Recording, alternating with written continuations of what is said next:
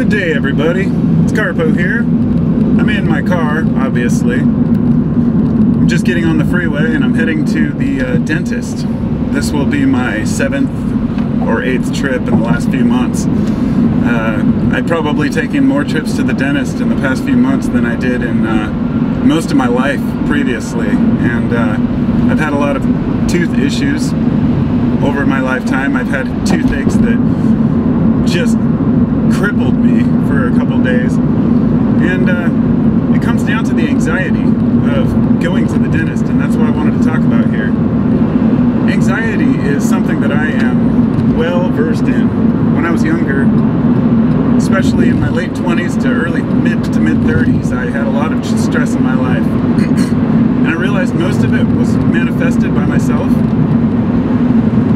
In fact, all of it was, because if you want to take the extreme, you can put yourself in a situation where you're, faced with the ultimate fear, death, and some people can even overcome that when they have a hard enough situation. The point being that the more stresses you endure in your life, the easier it is to cope with some of the anxiety that comes your way. Going to the dentist is nothing to me. Beyond spending the money, because, I sacrifice. The way I look at it is, I've never bought myself a nice car, but a lot of people do buy new cars, and I thought, well, the cost of fixing my teeth is less than a new car, but it's something that I use every day, all the time, and something that I'm always carrying with me. In other words, my justification for not getting my teeth fixed was mostly because of the fear and the anxiety. So I was thinking, what things make me anxious? In fact, besides the dentist, driving is one of the most anxiety-inducing things that I know of. I used to work in Portland. I worked in, I live across the bridge in Vancouver, but that doesn't mean anything to people who don't know the area. So let's just put it this way. I would drive about an hour to work, or 45 minutes to work and 45 minutes home. And that was if there wasn't traffic. And, I just said, well, this is what we do. We have jobs, we have to work, we have to bring home money, so you just do what you do, and you face the music. Get off my butt, lady. God, I hate people that ride too close.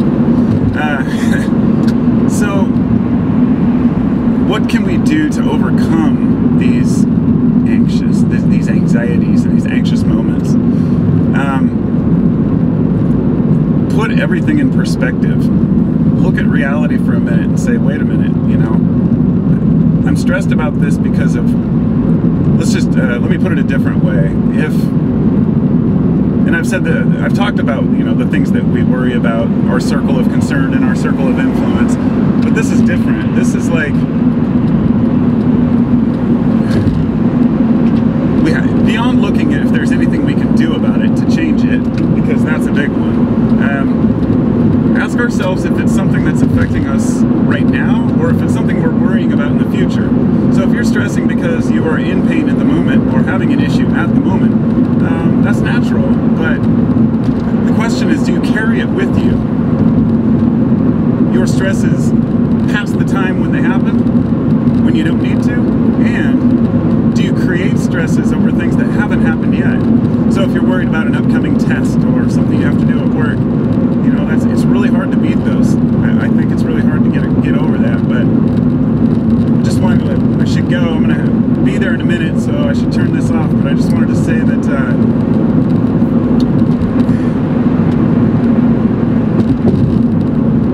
looking at the big picture and realizing that most of our stresses are created by ourselves can really help us, but overcoming stress completely to the point where nothing bothers you, you become almost too passive, and it can cause more problems, because then you're not ready to act when you have actual stresses you need to deal with. And that's kind of the situation I got myself into. Maybe not stressed enough on certain things and too stressed on others. So those are just some thoughts. I'm getting off the road here onto the main drag, so I'm going to hang up and say goodbye, so peace out.